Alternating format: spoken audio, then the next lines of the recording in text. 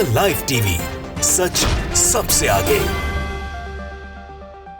नमस्कार, the live TV आप देख रहे हैं। आपके साथ मैं हूं आदित्य कुमार। भारतीय जनता पार्टी के नेताओं का विरोध हो रहा है, प्रत्याशियों का विरोध हो रहा है। यहां तक कि भारतीय जनता पार्टी के नेता ही खुद प्रत्याशी का विरोध कर रहे हैं।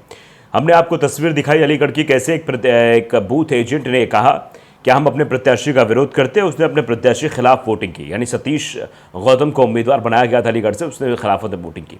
ऐसी कई तस्वीरें निकलकर सामने आ रही है और कुछ जगह तो ऐसी भयावह तस्वीरें निकलकर सामने आ रही हैं कि भारतीय जनता पार्टी के नेताओं का वहां से बचकर निकलना भी मुश्किल हो रहा है। हम आपको एक वीडियो दिखाना चाहते हैं। ये वीडियो जरा गौर से देखिए आप। ये मछली शहर के बीजेपी पार्टी के सांसद हैं बीपी सरोज।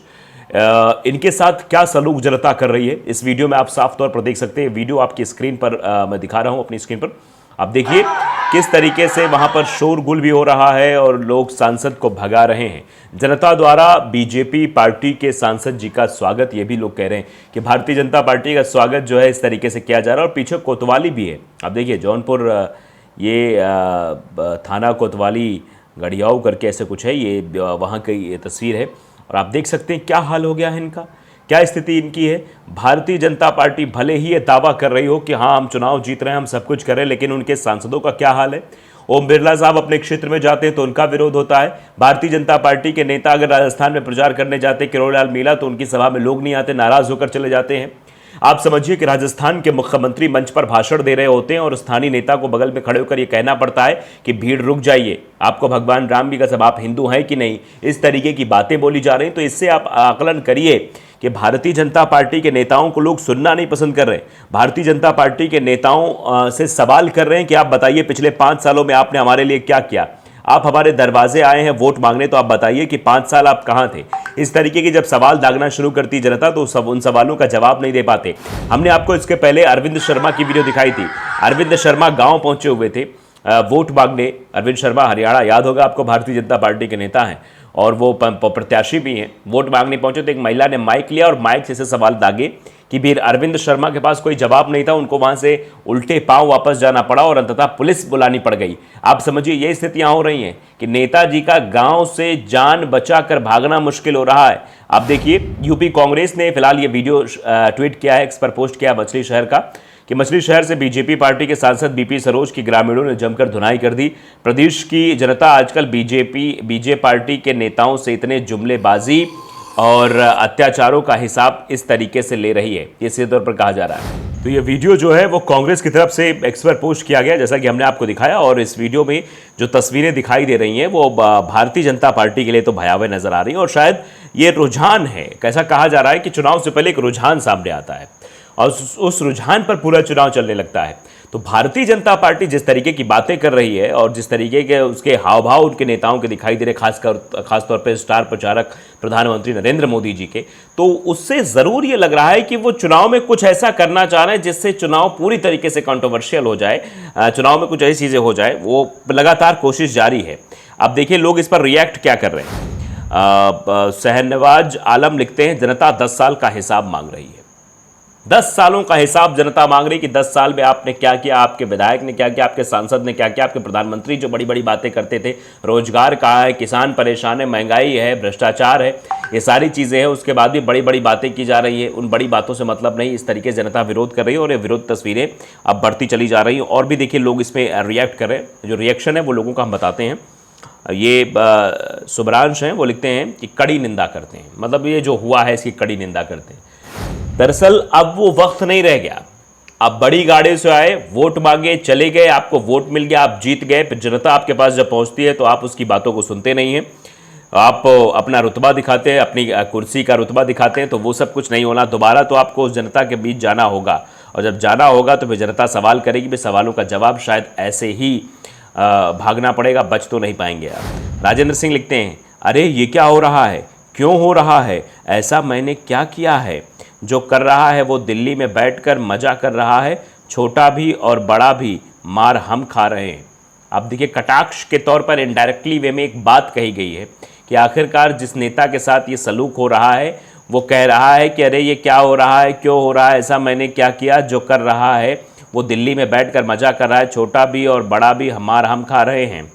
झक मराए हम बीजेपी से चुनाव लड़के, हमको माफ़ी दे दो बाबा, दोबारा मुंह नहीं दिखाएंगे, माफ़ करना हमें। यानी शायद सांसद महोदय ये बात बोल रहे होंगे कि हम तो कुछ नहीं कर रहे हैं, लेकिन ऊपर से जो कुछ हो रहा है उसलिए आप नाराज़ हैं, तो हम क्या करें, हम क्या कर सकते हैं, हम तो सांसद हैं। अब जयराम जी की एक है, वो लिख रहे हैं हरियाणा हो, उत्तर प्रदेश हो, बीजेपी के सांसदों को गाँवों में घुसने से रोका जा रहा है, कार पर पत्थर फेंके जा रहे हैं और हाथापाई की जा रही है। आप समझिए, भारतीय जनता पार्टी के डबल इंजन की सरकार होने के बावजूद, जहां प्रशासन आपका सब कुछ आपका, उसके बावजूद भी अगर यह स्थिति बनती हुई दिखाई दे रही तो बहुत ही शर्मनाक स्थिति है। तो ये लिख भी रहे हैं कि हरियाणा हो, उत्तर प्रदेश हो, बीजेपी के सांसदों को गांवों में घुसने से रोका जा रहा है, कार पर पत्थर फेंके जा रहे हैं, हाथापाई की जा रही है, लेकिन एक चीज़ कॉमन है, वो सांसद बेशक बीजेपी के हैं पर हैं आरक्षित सीटों से। ये भी चीज़ें लोग घुमा फिरा के कह रहे हैं। विवेक पाठक लिखते हैं कि 10 साल में हिंदू के लिए कौन सा चीज़ सस्ता किया है, देश को बताएं। जो हिंदू हिंदू की बात करते हैं उस बात पर लोग सवाल पूछ रहे हैं कि 10 साल में हिंदुओं के लिए क्या कुछ सस्ता किया और मुसलमानों के लिए क्या महंगा कर दिया, वो बताइए। मतलब कंपेरिजन कर रहे हैं।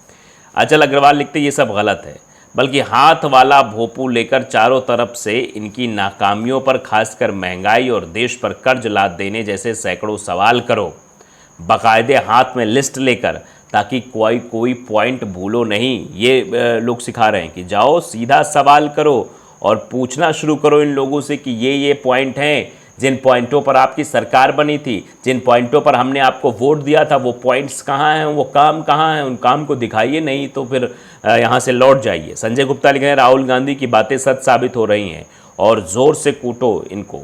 मतलब ये भी को कह रहे हैं कि और ज़ोर से कूटो इनको। ये क्या स्थिति, आप समझिए किस तरीके से भारतीय जनता पार्टी की स्थिति हो गई है और स्थितियां बहुत ही गंभीर है। ये वीडियो वायरल हो रहा है, सोशल मीडिया पर यह वीडियो वायरल है। राजा तिवारी लिख रहे हैं कि जनता भाजपा के जुमलों बड़बोलेपन से कुपित है, अब की बार सीधे सीधे आर पार करने की ओर अग्रसर हैं। नवीन सिंह लिखते हैं पुरानी वीडियो, सांसद प्रतिनिधि की कार से टक्कर लगने पर हंगामा हुआ था। कुछ लोग ये बता रहे हैं ये पुराना वीडियो फिलहाल सोशल मीडिया पर वायरल, उस हिसाब से हम बता रहे हैं, हो सकता है पुराना ही हो। तो आप समझिए कुछ लोग इसको पुराना वीडियो बता रहे हैं, कुछ नया बता रहे हैं, लेकिन रुझान जो कुछ निकल कर सामने आ रहे हैं वो फिलहाल विरोध के ही नज़र आ रहे हैं। कई जगहों पर ऐसी तस्वीरें निकल कर सामने आई हैं, कई जगहों से। अगर ये वीडियो पुराना भी है तो हाल फिलहाल के जो वीडियो सोशल मीडिया पर वायरल हो रहे हैं उनको आपने देखा होगा। भारतीय जनता पार्टी के प्रत्याशियों का हाल क्या हो रहा है, भारतीय जनता पार्टी के प्रत्याशियों से सवाल कैसे किए जा रहे हैं। और योगेंद्र यादव ने तो एक बाकायदे प्रोफार्मा तैयार करके दे दिया है कि क्या क्या स्थितियां दिखाई दे रही हैं। 18 सीटों में उत्तर प्रदेश का हाल उन्होंने बताया कि यहाँ भी हालत ख़राब होने वाली है, और वो आकलन कर रहे थे अन्य सीटों का और लोगों के बीच क्या चीज़ें क्या क्या सवाल मायने रख रहे हैं, ये भी उन्होंने बताया था। एक दैनिक भास्कर के रिपोर्टर हैं, साहू हैं, उनका पूरा नाम नहीं लूँगा, वो भी टहल कर वो बता रहे थे अपने एक्स पर, उन्होंने लिखा बाकायदे कि इस बार बीजेपी कोई लहर नहीं है। और नवनीत राणा भी ये कहती हुई नज़र आ रही थी, जो कि भारतीय जनता पार्टी की प्रत्याशी हैं अमरावती से, वो भी ये कह रही थी कि भैया मोदी लहर के चक्कर में मत रहना, पंचायत की ज़रा चुनाव। यानी भारतीय जनता पार्टी के प्रत्याशियों को भी ये मालूम है कि इस बार का चुनाव बेहद टफ है और जनता सवाल कर रही है, जनता सवालों के माध्यम से बात कर रही है, तो समस्या खड़ी हो रही है। द लाइव टीवी को अगर आपने सब्सक्राइब नहीं किया जरूर करें, बेल आइकन दबाइए ताकि सच खबर आप तक पहुँचती रहे। नमस्कार। द लाइव टीवी, सच सबसे आगे।